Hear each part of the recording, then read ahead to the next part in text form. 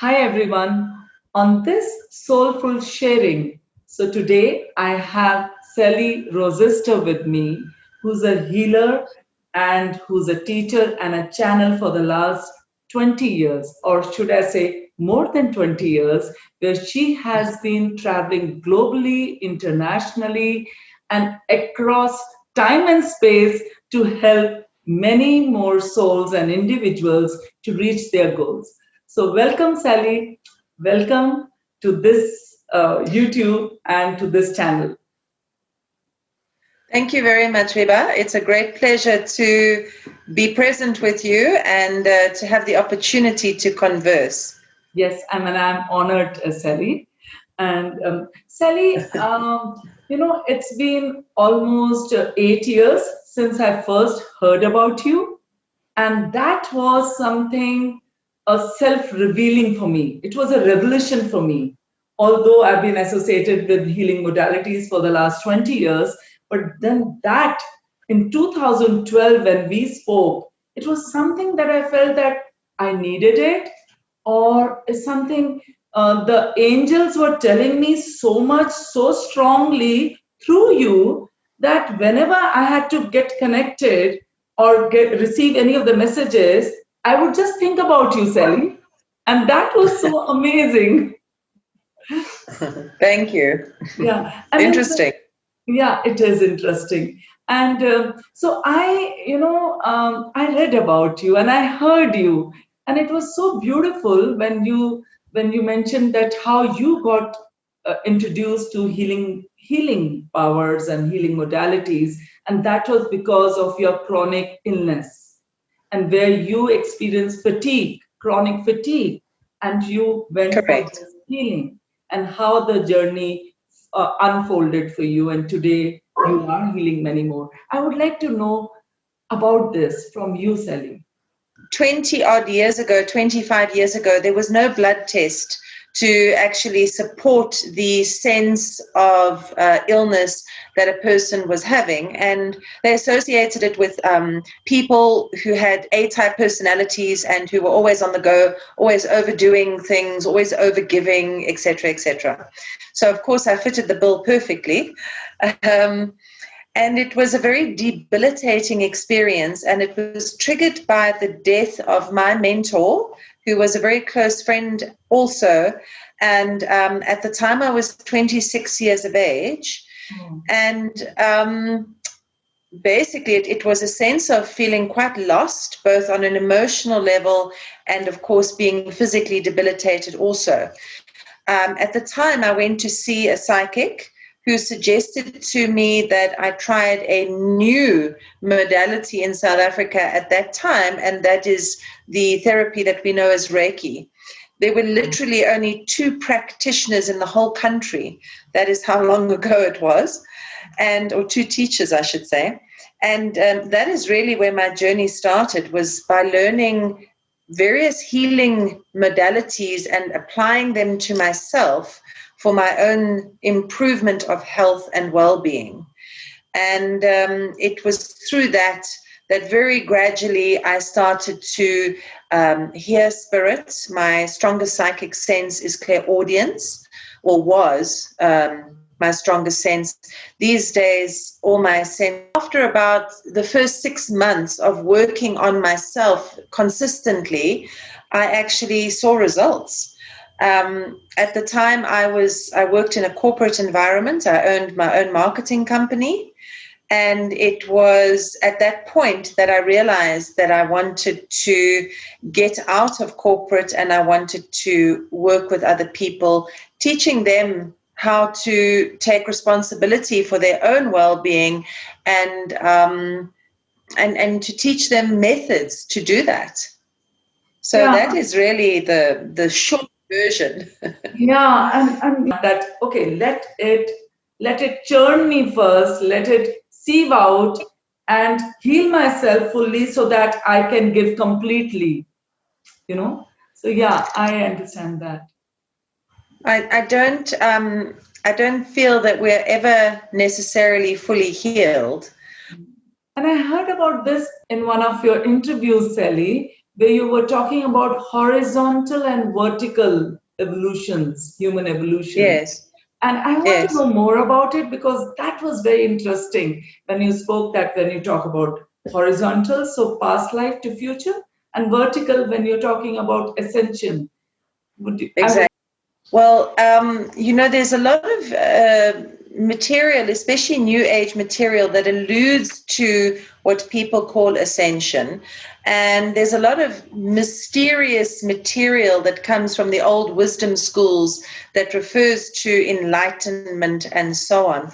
And it's never put into a cohesive or simplistic understanding for people just to access and work with. And through channeling, there is a lot of information that I have received directly from Spirit. And one of those things is the information pertaining to the horizontal and the vertical evolution. And the horizontal evolution is basically the completion of everything that exists in our third dimensional reality. And that includes all our past lives and so on, and any possible future projections or virtual realities relating to the third dimension. The third dimension being the physical world that we exist in, the physical reality of our human existence. Yes. And then the vertical evolution, well, let me put it like this, that once we've completed the horizontal evolution, we arrive at a state of wholeness. Now, obviously, because we're human, there's always an element of imperfection. We cannot separate fully from our ego because the ego is part of the process of being human, etc. And these things are only discarded when we actually separate from our physical body. But that state of wholeness is really the balance of the masculine and feminine energy within us. It is the healing through the inner child, and it is the identification of ourselves not as mind, body, spirit, or emotion, but rather as soul identity. And when we are able to earth that, ground it, bring it into ourselves, it looks a lot like a yin-yang symbol. Essentially, we come into this state of wholeness where we are in balance within ourselves. And at that point, the vertical evolution becomes possible. The vertical evolution is something that is, in truth, triggered by spirit. It's not something that we can initiate. We can only prepare ourselves for it, and it comes at any given time for any given person once that sense of wholeness has been accessed. But usually one doesn't have to wait too long. And the vertical evolution essentially is the accessing and grounding, you could say, or implementation of that wholeness interdimensionally. So if we are existing in the third dimension, and you see it like layers of a cake, your fourth dimension, your fifth, your sixth, your seventh, etc., then you have the wholeness achieved in the third dimension being grounded or implemented then in the subsequent dimensions.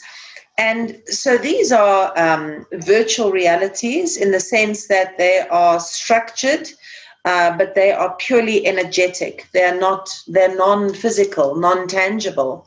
So we access them through meditation, through the dream state, through astral traveling, etc., etc. And essentially that wholeness that we apply interdimensionally enables us to really own our power in each of those dimensions until we engage with source. And when we re-engage with source, source responds. And that is the what we call enlightenment. It is when the light of the divine descends into the human state and alters our perceptions and concepts of reality completely and permanently. Usually our physical existence remains pretty much the same. So, if you were working a particular job, or you had 3 dogs and 2 children, that will remain the same. Your dogs won't change, or your children, and your job remains the same, but your internal nature is completely altered, and thereby your perception of reality is altered. So beautiful. Wow, it was so amazing to listen to you. Thank you.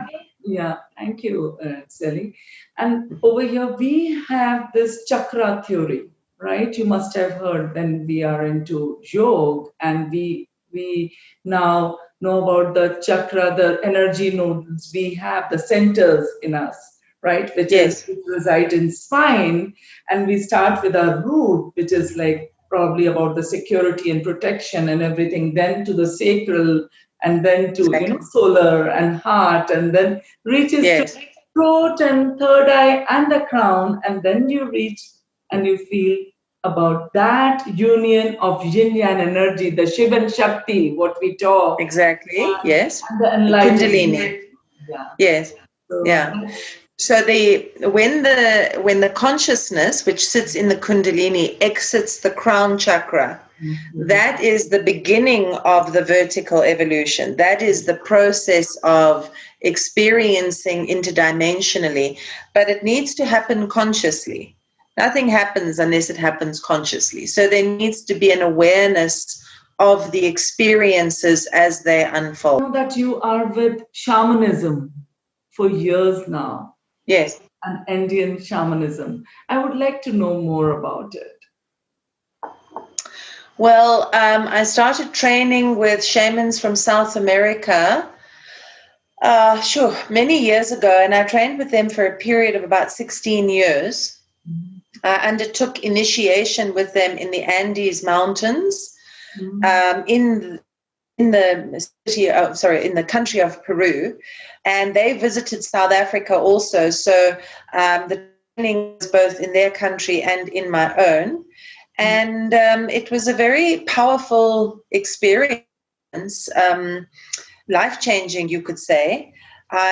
When I first met them, I wasn't actually interested in shamanism at all. I was more interested in the stars, light being and so on. I found shamanism to be very earth-based and almost, you could say, kind of primitive. But I came to understand through in the physical practices, ceremonies, etc., of the shamanic traditions is with the reflective relationship into the stars. It's a very beautiful engagement, and I came to find it a very pure experience. And the thing that attracted me to it was actually the masters themselves, the shamans themselves. They were quite ordinary men, and yet in their presence I had the extraordinary sense of some kind of grace, some kind of beauty that they carried. And I actually asked them about it.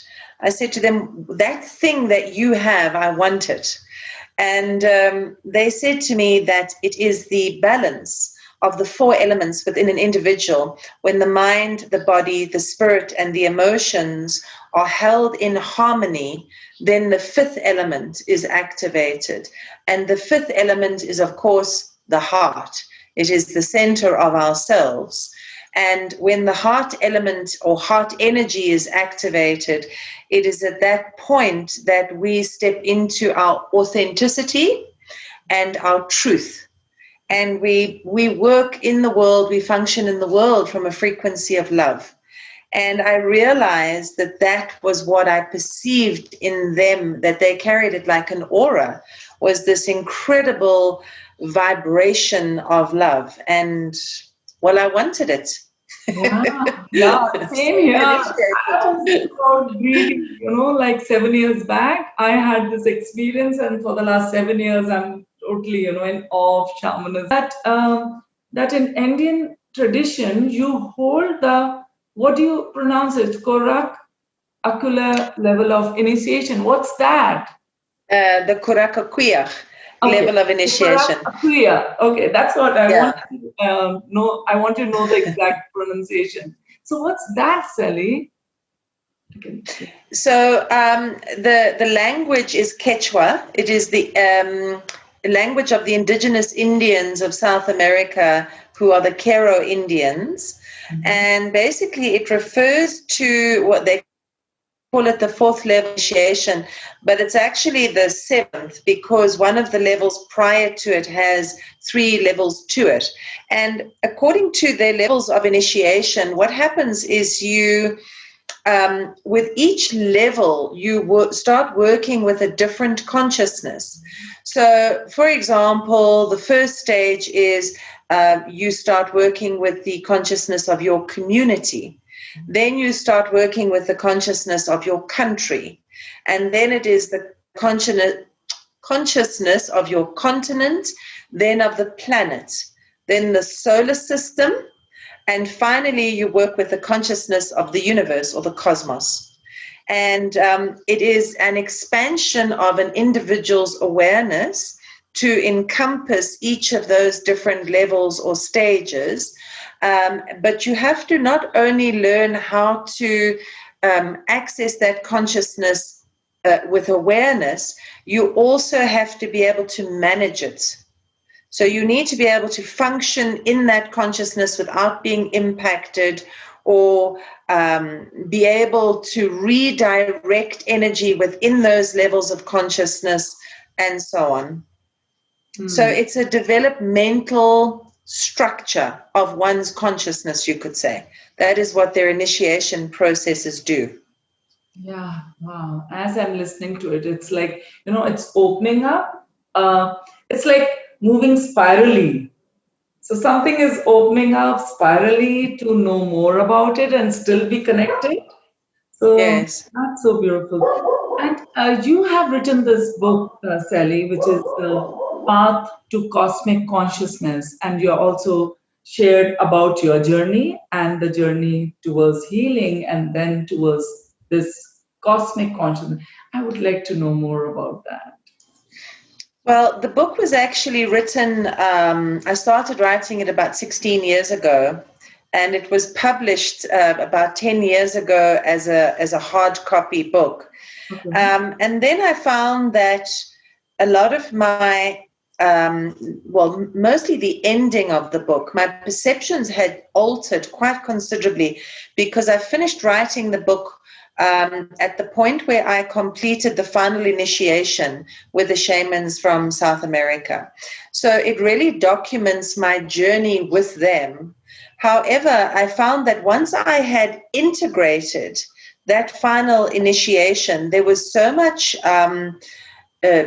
change and additional information that I wanted to include in the book, that I did a second publication, a republishing of the same book, and with a re-edited version, you could say.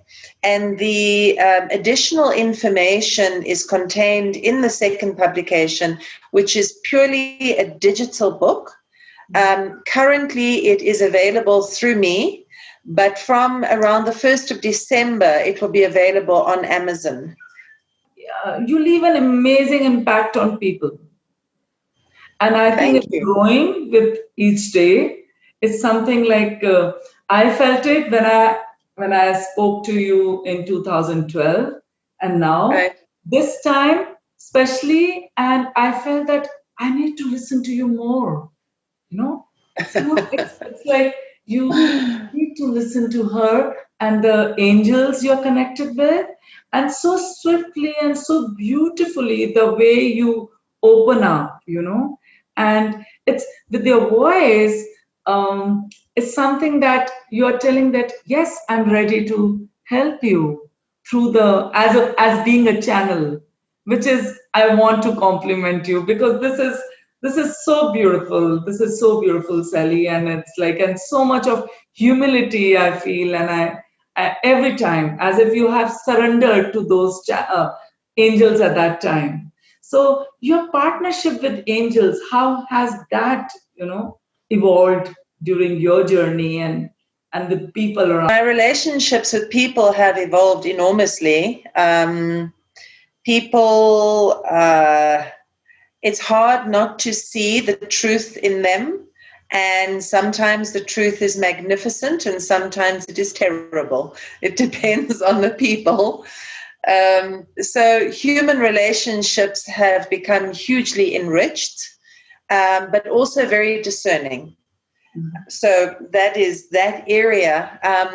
But also, I have to also mention there that for a long time, I found myself taking responsibility for other people, rescuing them, whether it was family members, friends, etc.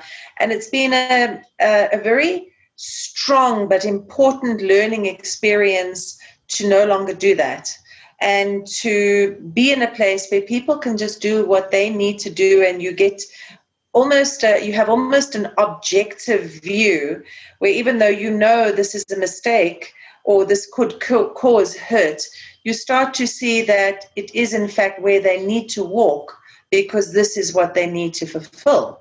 So eventually there's an acceptance around people's paths and what they choose for themselves. In regards to my relationship with the spiritual beings, the guides, the angels, ancestors, etc., the beings that exist on the other side, it has become a constant relationship. So I'm never not connected to the beings that work with me personally and with my own angels. So connecting and disconnecting for other people, but for myself, it is a constant relationship. I take guidance from there in everything that I do, but I don't allow it to control me. I'm still very much my own person. And I still sometimes choose not to do what Spirit tells me, and I do what I want. A rebel sometimes, you know. Yeah. I believe that we're very much here to have our human experience. And so I embrace my humanness completely. You know, I can be extremely childish, and I love laughing, and I enjoy eating, and the physical pleasures of the world. I think that they are important. I don't think that deprivation is a path for us. But there needs to be balance in everything. So even though I'm constantly connected to the beings of light and to the spiritual beings, I'm very much aware of maintaining a connection to my humanness. And for myself personally, the angel that I work with most consistently is Archangel Michael. I find him to be him, she, it, who knows, an extraordinary consciousness that is deeply compassionate to humans. But that is true of all the spirit guides. So, yeah, they're magnificent beings. Yeah, and I loved you being as a rebel. You accepted it, and this is so amazing. And this another thing which I really found it interesting, and when you said that you embrace your humanness, right? When we talk about the feminine energies and how the females or the feminine energy has to embrace their femininity consciously and completely, what do you think about it? Because so how do you see this as a channel and as a teacher to balance that female and male energy, and to recognize especially for the feminine consciousness which is rising now, and B, how the males should accept this rising? Yes. Biba, I think the balance between the masculine and feminine is probably the most important thing that we can do on our planet, because it is through the balance of the masculine and feminine that we come into wholeness as individuals. If you look at the yin-yang symbol, it's the perfect example. There are no spaces. It is absolutely contained.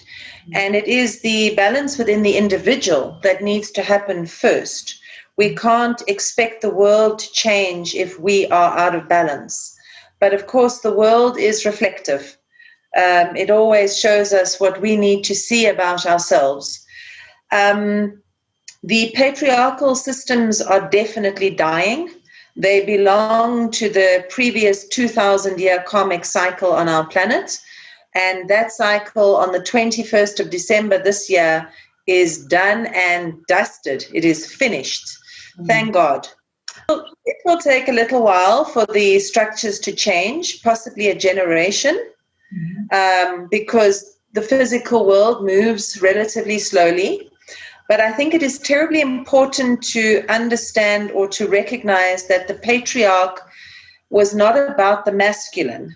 It was a system or a structure that brought separation and opposition to the masculine and the feminine. And its purpose or its function was to create imbalance. So as much as the feminine was suppressed in these patriarchal systems, the masculine was also deeply wounded by it. Yes. You just have to think about what it takes to be trained as a soldier, that you would be trained to take another human being's life. There is a complete desensitization on an emotional level that happened to the masculine during the patriarchal systems, and then the power of the feminine was suppressed. So the patriarch caused damage to both our masculine and our feminine energies on the planet. But its time is up. It's very important, I feel, that instead of moving into a feministic society, that we move into a society of balance, that the masculine and feminine stand next to each other as equals, and that the feminine release her anger and her fear towards the masculine, and the masculine let go of the sense of responsibility of having to feel like they always have to be in control and dominate. And together that synergy, that harmony creates something exceptionally beautiful. If you just look in nature, you'll see the sun and the moon. They fill the sky together in absolute harmony and beauty. The sun doesn't try to be the moon, and the moon doesn't want to be the sun. They each have a role. They accept each other completely, and they create day and night together. It is magnificent. And this is, I believe, what we should be moving towards. So towards humanistic or equalistic society, then masculine or feministic. Exactly. Yeah, balance. With the balance, harmony. And the harmony, it has to, now the time has come that the harmony is felt, and it has to be consciously manifested here with our actions, right? Exactly. Wow. Exactly. But it begins within, you know, it starts with the person. Yeah, sure. So, Sally, you are a channel, and you're a very blessed channel, right? Thank you. What about astrology? My understanding is that the vehicle that we take for our human experience is made up of several different things, different frequencies, you could say. Our past life energy, which influences us in the present. Whatever the soul is choosing to experience in a particular lifetime. The astrology that influences our time, or is influenced by our time and place of birth. Our numerology, which is the name that we take or are given at birth. And lastly, the environment into which we are born. So the family, the society, the culture, the race, etc., the religion. These things, these 5 things together, create the vehicle for our soul's experience in any given lifetime. So I perceive astrology as being extremely important. I think it's very relevant, though, to recognize that all 5 of these things are the influences that help us to, as I said, manifest or become the vehicle for our experiences. But we should never allow any of them to dominate our experiences, to control us or to dominate, because they would exactly Yeah. I know an astrologer who does the moon of void cycles. Okay. And on the days when the moon is void, she will not see a client. She will not do anything. She will sit in her home. It's an extreme experience. So I think they're all there to help us understand our journey and why we're here and what we're doing and what we must heal or work towards, etc., but not to control us ever. Yeah, sure. I agree with you. That one aha moment for you, and you knew it. That one thing. God, Viva, there have been so many. I don't know where to start. The first time you exactly knew that now you could channel to help others. Understand, two things were important. First of all, the aha moment for my own path, the first one that comes to my mind, I'd already been practicing as a healer for many years, and it was when I understood the importance of love. When I understood that I could have a spiritual path, I could live consciously, but I could still live without love, without the essence of that frequency in my life, and not in the form of a relationship or a particular person, but just as a vibration that is the opposite of fear. So to embrace love in all my experiences, I think that was like an incredibly important step because it gave my path the quality that it has. Secondly, I'm sorry, but this is going to sound insane. I used to work as a healer predominantly, so an energy healer, and probably for the first, 8 years or something of my journey. And I would get messages for people while I was doing healings. And then one day I got a message for myself, and Spirit told me that I needed to start channeling and I needed to stop healing. And I went, what? Healing is how I earn my living. What are you saying? I mean, what are you saying to me? And and I said to them, and what is channeling? I didn't even know. Yeah. And literally in a period of 2 weeks, my whole work shifted from being a healer to being a channel. And I had to self-teach. In my channeling material, nobody told me that I needed to disconnect from other people's guides when I'd finished working with them or anything else. I had to teach myself those things through my experience of channeling. But there was no aha moment that I was told or I realized I'm going to be a channel. I was told you're going to channel, and I didn't even know what it was. And I was terrified. Yeah, I can understand. Now Yeah, I was what? scared. Now what? I mean, like, Yeah. I'm still with the healing. Yeah, in my individual consultations, I now work as a healer again. I have for more than 10 years. I stopped healing for about 5 years or so when I developed my channeling, but it was mostly because people were becoming too dependent. They were, almost needing me to fix them all the time. So currently I do a form of metaphysical counseling where we clear patterning. We work with the subconscious to clear patterning. I do channeling, and I also do energetic healing. I do all of these consultations either in person or as distance work. And the healing that I do distance is now, of course, interdimensional healing. So it helps to trigger and activate that vertical evolutionary process in a person. So, as you also believe that every individual has a capacity to heal oneself, and that's where you say that people they get very dependent on you or the healers or the channel.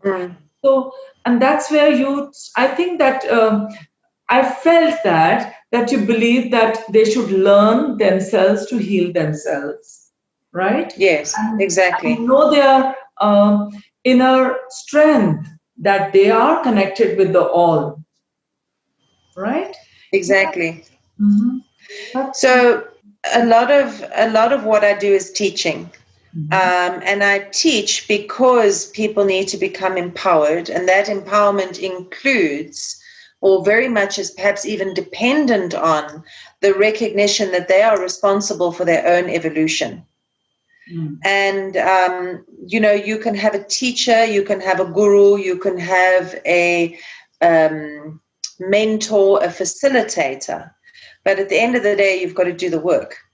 Exactly. Your mentor can't meditate for you. You have to do that yourself. So the bottom line is, I believe that working or moving, especially into the next 2,000-year karmic cycle, that very much we need to be our own masters. We need to be our own teachers. So for me to open up, let's say, the channel for somebody else to channel for themselves and be able to receive their guidance on a daily basis without having to phone Sally is first prize. To teach people healing methods that they can utilize them on themselves and then go and practice them on their family members and on friends, and for those people in turn to become healers. It's part of our evolution, and I think a huge part that enables our evolution as an actual species, not just on an individual basis. Yeah, this is so beautiful.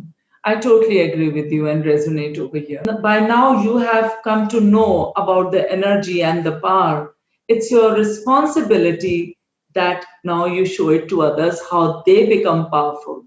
These workshops, many courses and workshops, which you are doing online also, and as well as Yes. hold it in your place. Yeah, so different workshops have different purpose. Within our evolution, it's like a spiral that you mentioned. Yeah. And the journey is at once the expansion of us and the internalization of our. So the spiral move in the inward journey, it is about becoming, it is moving into the single pointed mind state, and it is about overcoming our patterning, moving beyond the things we think we are not to come to the center of ourselves. And in the expansion of that consciousness, it is about moving beyond the 5 physical senses into the higher sensory perception. So I have 2 workshops that work specifically expansion in higher sense, and that is the intuition and the channeling material. What is needed out of us, and what is the earth asking for? The consciousness change, the COVID-19 appearing, the halt in everything. What exactly is happening, Sally? Sure. Okay. Well, very simply, we are basically preparing for our next 2,000-year karmic cycle. And that energy is completely grounded and present in the world from the 21st of December, with the summer solstice in the southern hemisphere, winter solstice in the northern hemisphere. Basically, the preparation for this has taken many, many, many years, and light workers have been putting in a lot of effort for a period of about 35 years now. Very specifically or more localized within the last 3 years, we've been seeing the most extraordinary waves of light coming into our solar system from space. Interestingly, I saw during this COVID period that certain scientists had started recognizing the expansion in the magnetic fields around the Earth periodically. And it was interesting because I recognized that the seismic waves of light that Spirit has been telling me about for about 3 years now are actually affecting the magnetic fields of our planet. They come in probably about 4 or 5 times a year, those waves of light.